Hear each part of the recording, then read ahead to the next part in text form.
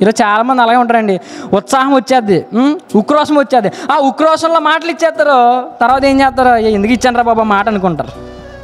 నా మాట అర్థమైందా?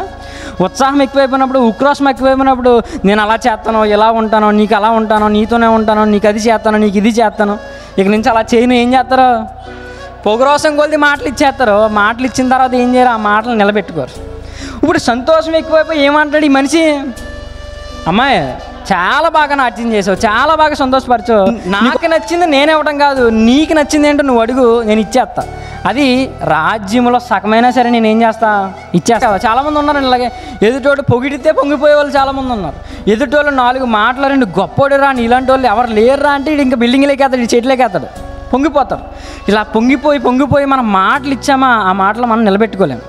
పొంగిపోయి ఉక్రోషం ఎక్కువైపోయి మనం మాట ఇచ్చామా ఏం చేయలేము, ఆ మాట ప్రకారంగా మనం ఉండలేము. కాబట్టి ఎవరికి మాట ఇస్తున్నాం, ఎవరికి